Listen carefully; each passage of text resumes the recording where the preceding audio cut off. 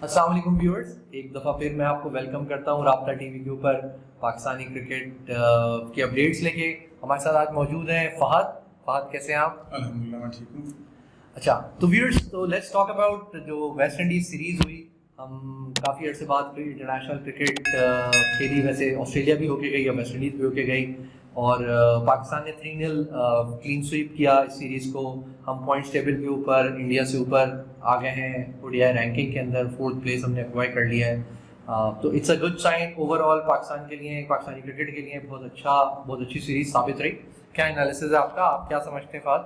मैं समझता हूँ इस पर इंटरनेशनल क्रिकेट जितनी पाकिस्तान में आ रही है इससे बेहतरीन बात कोई नहीं है। और वेस्ट इंडीज़ और श्रीलंका ही अक्सर हमने पॉइंट आउट देखे कि वो ही सबसे ज़्यादा फर्दर इस पर इनिशिएट लेते हैं और वो यहाँ मूव होते हैं और यहाँ मैचेस हमारे होते हैं और हम इससे लिटरली हमें एक्सप्लोजन मिलती है। लोगों को, नए क्रिकेट वालों को दोबारा ऐसी एक नई जस्तजू मिलती है कि वो आगे बढ़े। और बच्चे खास तौर पे जब इसको देखते हैं तो उनमें जस्तजू काफ़ी बढ़ती है। और इसी तरह फिर हमारे पास बाबर आजम जैसे लड़के जो है ना वो आगे प्रोड्यूस होते हैं। तो अभी भी आप देख सकते हैं मेरे ख्याल में जो इस बार खुशदिल की जो परफॉर्मेंस थी, मैं कहता हूँ उसको बेस्ट परफॉर्मेंस थी।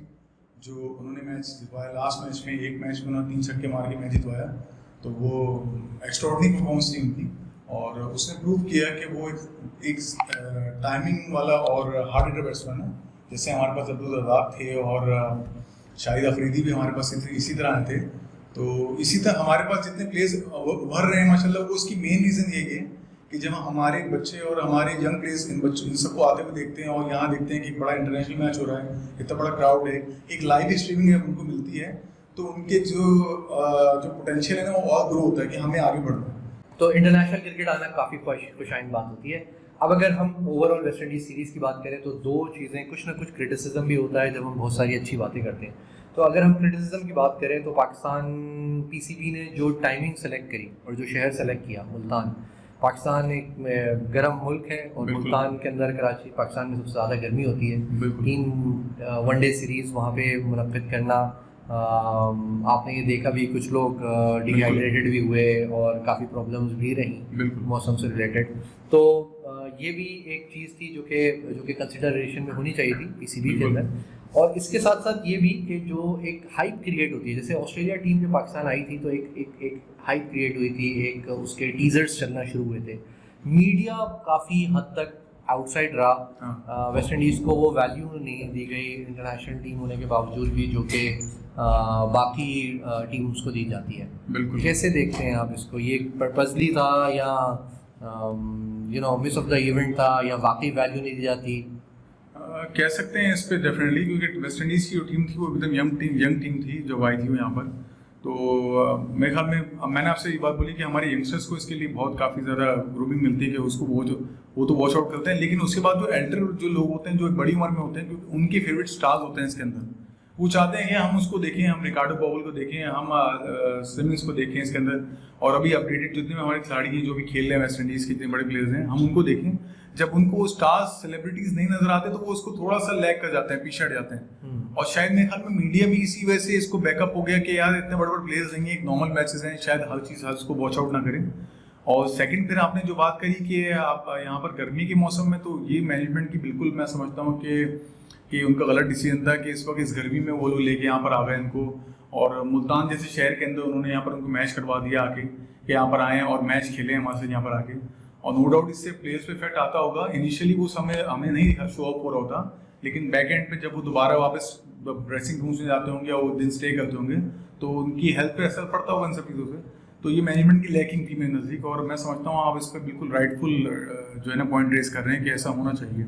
लेकिन फिर भी एक पॉजिटिव बात यह है कि मुल्तानियों के जोश व जज्बे को सलाम करना चाहिए। इस पूरे गर्मी के अंदर भी आपने वो क्लिप देखी होगी कि बाहर तक लाइनें लगी हुई हैं और आवाम जो है वो इंटरनेशनल क्रिकेट देखने आ रही है और क्राउड भरा हुआ है। क्रिकेट तो मैं आपकी बात को इत्तेफाक करता हूँ। क्रिकेट तो एक ऐसा सिनेरियो है हमारे लिए कि जैसे हमारा नेशनल गेम हॉकी है, लेकिन हम उसको नेशनल गेम जो है ना क्रिकेट समझते हैं। अच्छा, अब अगर ओवरऑल सीरीज़ के अंदर पाकिस्तान की टीम की परफॉर्मेंस की बात करते हैं तो वो देखें, जो मद्दे मुकाबिल टीम थी वेस्ट इंडीज़, वो बहुत कोई स्ट्रॉन्ग बैटिंग लाइनअप भी नहीं थी, बहुत स्ट्रॉन्ग बॉलिंग लाइनअप भी नहीं थी, बहुत सारे यंग प्लेयर्स थे, मोस्टली यंग कैप्टन कोरन के साथ ये लोग आए थे। ऑल्दो उसकी अपनी परफॉर्मेंस भी बहुत डिप रही, पावल भी कुछ परफॉर्म नहीं कर सके।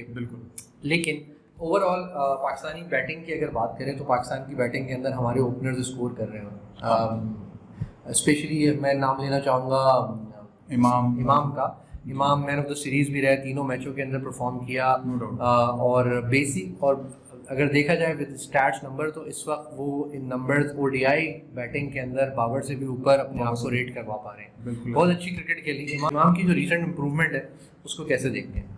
इमाम टेक्निकली बहुत स्ट्रॉन्ग प्लेयर हैं और जो उनकी ड्राइव्स हैं अगर देखा जाए तो वो शायद अगर हम लेफ्ट हैंडर बैट्समैन में जो हमारे पास जितने भी लास्ट सिंस जितने जो इनिशियल्स आए ओपनर्स आए उसमें मेरे ख्याल में सईद उमर और आमिर सुहेल के बाद फ़खर इमाम का नाम लेना मेरे ख्याल में ये ज़्यादा नहीं होगी इसका बिल्कुल कि उसको कहा जाए कि वो फर्दर एक बहुत ही अच्छा प्लेयर है जो ओपन आता है और ओपन आके वो ऐसे डिलाइट स्ट्रोक्स खेलता है लिटरली कि सामने वाले देखने वाले को मज़ा आता है। मैंने आपसे अभी फर्दर से पहले की बात की थी कि हम लोग अपने स्टार्स को देखते हैं कि आने वाली जो हम लोग प्रीवियस नाम होता है हम देखते हैं हमें पसंद है कि हम इंजमाम को देखते हैं, हम सईद अहमद को देखते हैं, लेकिन ये जो प्लेयर्स हैं इन्होंने नो डाउट अपने अंदर ऐसा पोटेंशियल पैदा किया हुआ है कि इनको कोई नया बंदा भी बैठ देखे तो वो उसको मज़ा उसको बहुत अच्छा लगता है कि यार ये जिस तरह प्ले कर रहे हैं जिस तरह बाबर आजम का गेम है।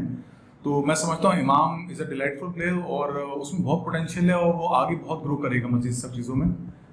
पाकिस्तानी बॉलिंग की अगर बात करते हैं, शाहीन आफरीदी 2 मैचेस खेलते हैं, फाइनली पाकिस्तानी टीम को याद आ जाता है उनको और हम एक दफ़ा उनको रेस्ट दे ही देते हैं after playing him for many matches. अच्छा, तो शाहीन आफरीदी बहुत इंप्रेसिव फास्ट बॉलिंग नहीं कर पाते, एक आध विकेट उनको ज़रूर मिली, लेकिन अगर देखा जाए तो स्पिनर्स डिलाइट रहा। एक मैच के अंदर नवाज़ ने 4 विकेटें ली, दूसरे मैच के अंदर शादाब ने एक्सेप्शनली बैटिंग और बॉलिंग में परफॉर्म किया, 4 विकेटें ली। तो स्पिन विकेट ही कहेंगे या आप समझते हैं कि बॉलिंग भी मतलब फास्ट बॉलिंग इम्प्रूवमेंट मांग रही है? फास्ट बॉलिंग डेफिनेटली इंप्रूवमेंट मांग रही है और उस पर कंसिडर किया जाए तो जिस तरह हमारे वसीम वकार हुआ करते थे और वसीम वकार का सिर्फ एक ही टेम्पो हुआ करता था कि उन्होंने जो है ना वो पिच को नहीं देखना बल्कि उन्होंने बॉल को डिलीवर करना है वहाँ से। वसीम वकार का टाइम तो देखिए बहुत पुराना हो गया, अब तो उसके बाद आमिर आए, ये आए। तो शाहीन शाह अफरीदी की अगर स्पेसिफिकली बात करें, शाहीन शाह अफरीदी जो है वो एक बिल्कुल ही वर्ल्ड कप में इंप्रेसिव बॉलर के तौर पे थे। उनके पहले 4 ओवर खेलना किसी भी बैटिंग लाइनअप के लिए जो है बहुत मुश्किल होते थे। अब एकदम से क्या डिप आया है परफॉर्मेंस में या बहुत अरसे से क्रिकेट खेल रहे हैं, थक गए हैं, टायर्ड है, जबकि अच्छा खासा बड़ा ब्रेक भी मिला, अभी 3 महीने क्रिकेट नहीं रही, इंटरनेशनल क्रिकेट नहीं रही।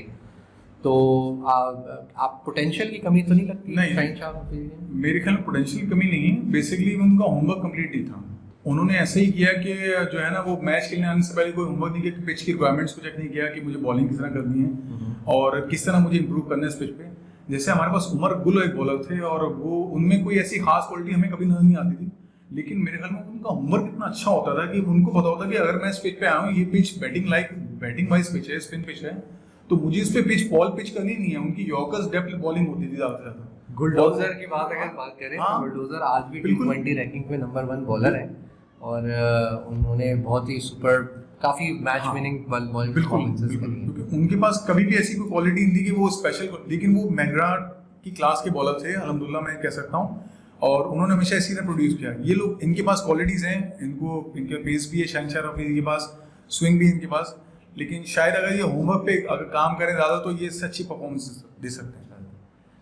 अब पाकिस्तानी ये सीरीज़ ख़त्म हो गई, पाकिस्तान रैंकिंग में भी ऊपर आ गया है और आई थिंक एक ओवरऑल एक पॉजिटिव एंड हुआ इस